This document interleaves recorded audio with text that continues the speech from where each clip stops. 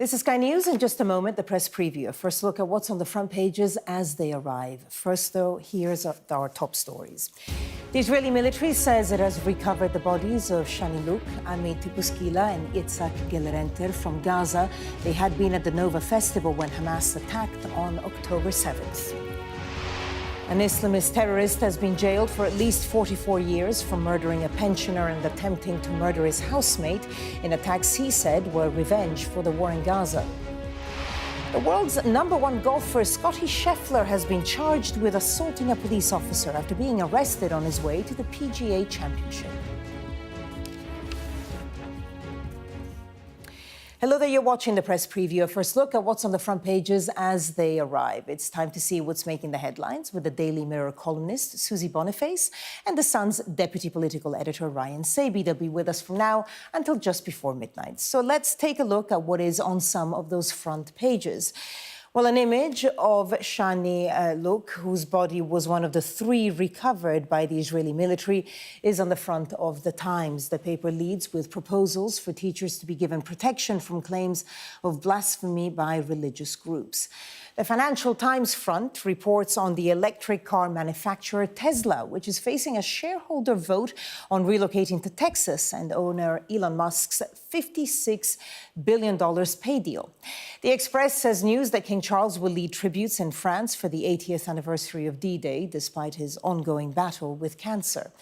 The Mail leads with the Chancellor's warning that families face paying thousands more in tax under Labour because of what the paper calls a $38.5 billion black hole in Sir Keir Starmer's sums. The Telegraph reports that the Shadow Chancellor, Rachel Reeves, says that she is in favour of councils having the power to cap rents. A new study revealing the cost of alcohol abuse is the main story in The Guardian. The paper says $27 billion a year is being spent in England on the health and social harms of drinking. The Mirror's front page focuses on the wealth of Rishi Sunak and his wife, which the paper says has increased by £120 million, making them richer than the king. And the Star claims caterpillars are on the rampage in our gardens.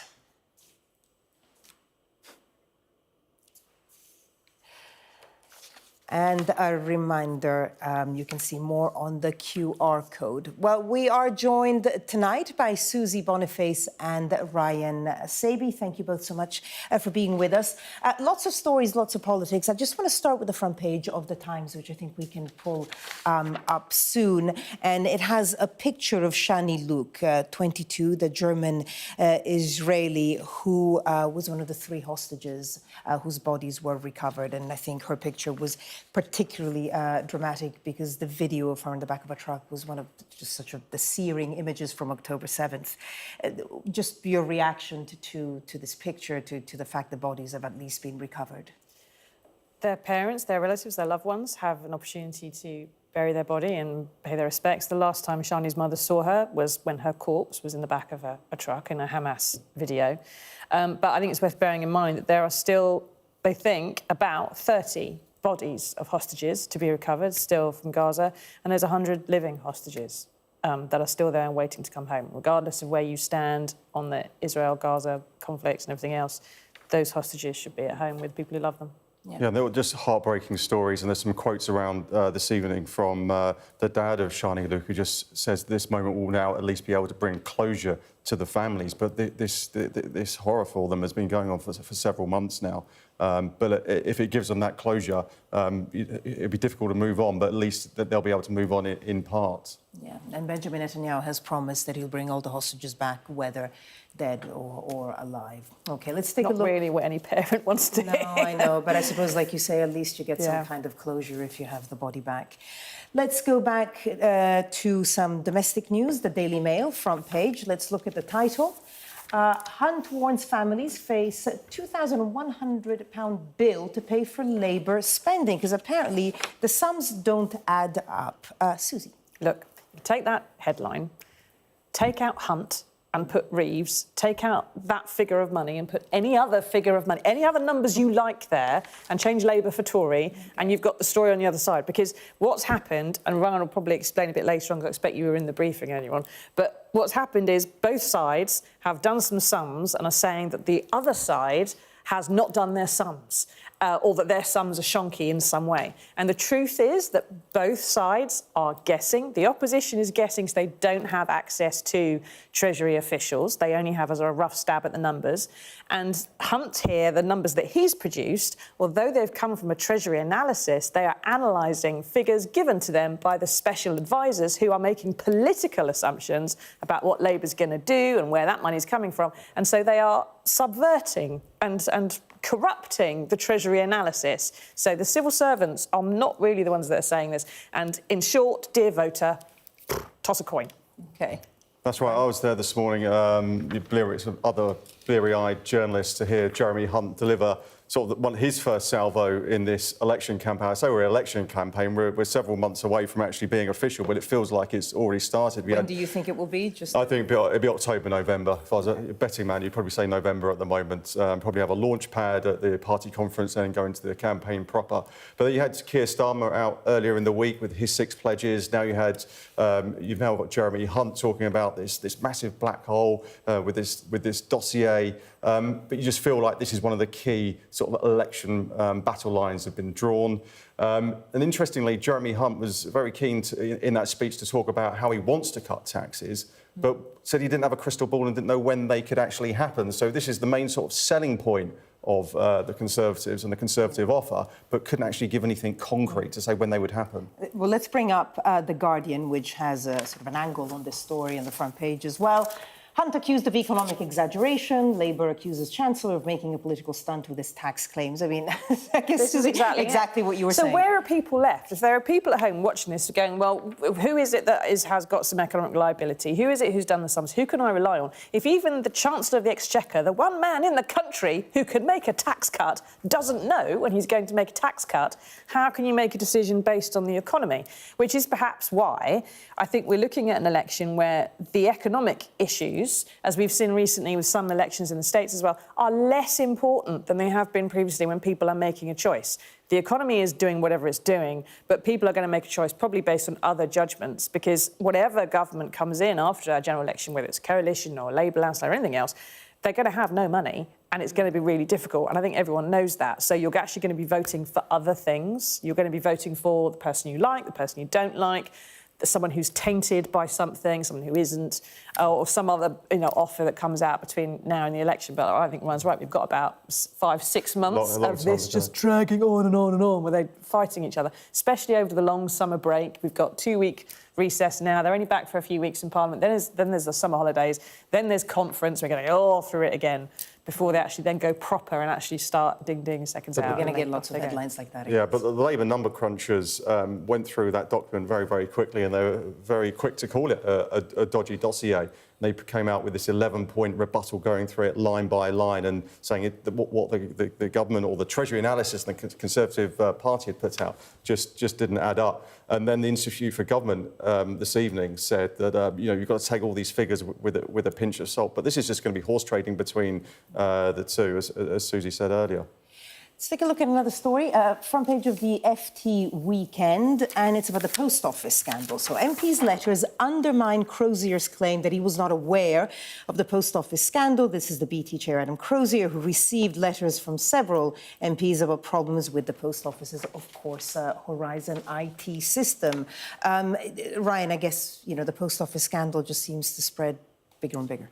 Yeah, that's right. And now we've got these emails or these letters went to Adam Crozier from several MPs. We've got Jeremy Hunt, who was then a backbench MP in opposition back in 2009, and several of his colleagues, including Francis Maud, who was also an MP at the time, putting these questions to Adam Crozier. Now, Adam Crozier's always actually given evidence, and there's a quote here from his spokesperson who says he's already given evidence in full for the Post Office inquiry. So you wonder how far this is actually going to get unless they recall Adam Crozier to give evidence. Whether that can happen or not, I'm not quite so sure, but that's one thing that, if the inquiry is interested in this, and this has just come to light, then perhaps maybe that will happen. OK.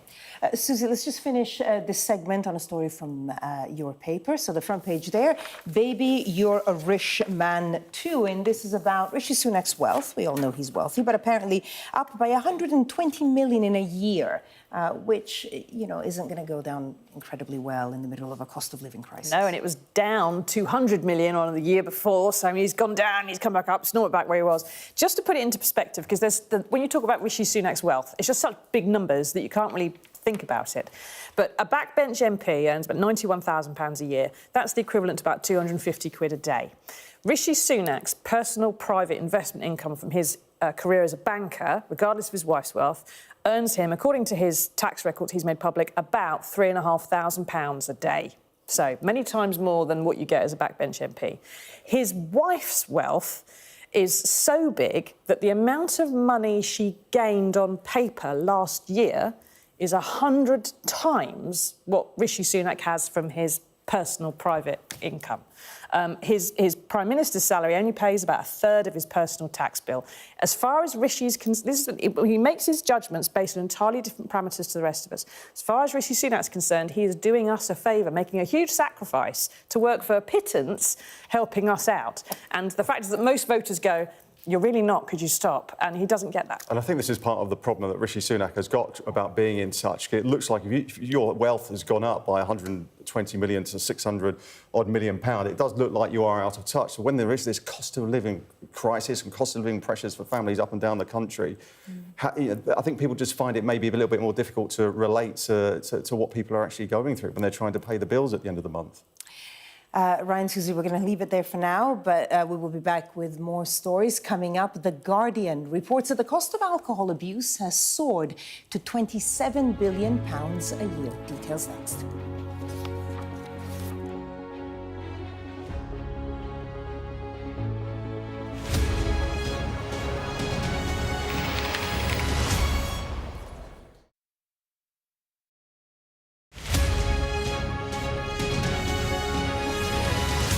I'm Stuart Ramsey, and I'm Sky's chief correspondent. We take you to the heart of stories that shape our world.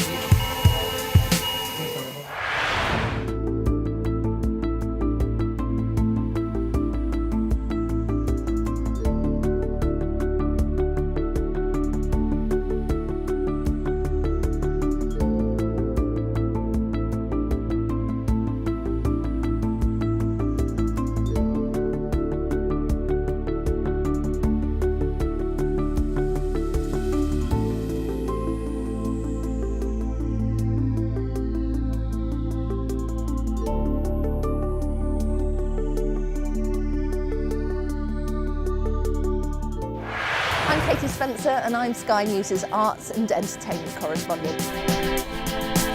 When you think of Glastonbury, it's mud you want and music. They're going to cross to us live in a minute. Okay. Thank you so much. Brad Pitt is now a prolific producer behind the scenes. It's not a mystery to me. We always were capable of doing this. Oh, they're wonderful children as an audience. Who did that? Maverick here on the red carpet. I'm so excited, Tom Cruise. This is the story of the night. It's the little independent film that could. We take you to the heart of the stories that shape our world. Nor have I ever struck any woman in my life. There's this illusion of power. Are you feeling well? I remember covering the Oscars and that now infamous moment, the Will Smith slap. Nobody could quite believe that it happened. You can tell from these crowds just how excited people are for the return of Pride. These actors playing the lead roles were born long after the Sex Pistols broke up. Are you pleased that you did say yes to the job? I've never regretted it. As a team, we've interviewed some of the biggest stars in the world. It can be incredibly surreal being swept up in their world, but we try to give you an honest sense of how these people really are. Okay, I'll talk to you. Don't leave me. Yeah, okay. There's no easy goodies. There's no easy baddies. I've had a great time here. Thank you. Thank you. Bye.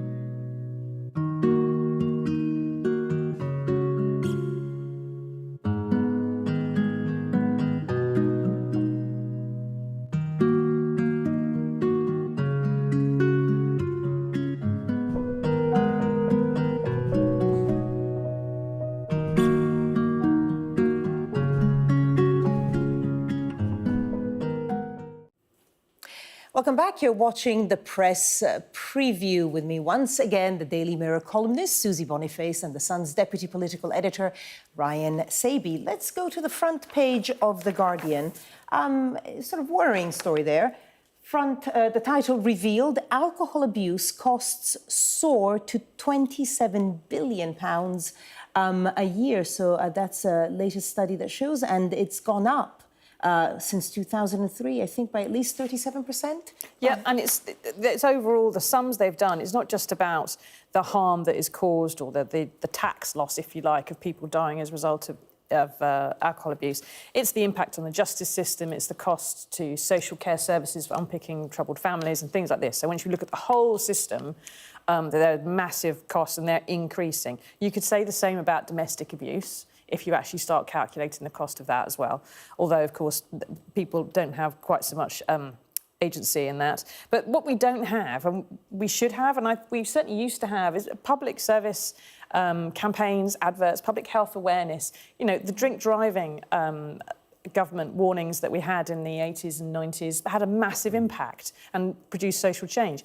The idea of, you know, clunk, click every trip and you put your seatbelt on worked. Why don't the government see that there is a financial benefit to spending the money on some public service messaging on the TV space stage, especially on Friday, Saturday nights, about limiting what you drink, about behaving in a certain way, and it will ram that message home, but we don't bother doing it. Actually, the sheer breadth of this report shows, you know, how widespread the problems are.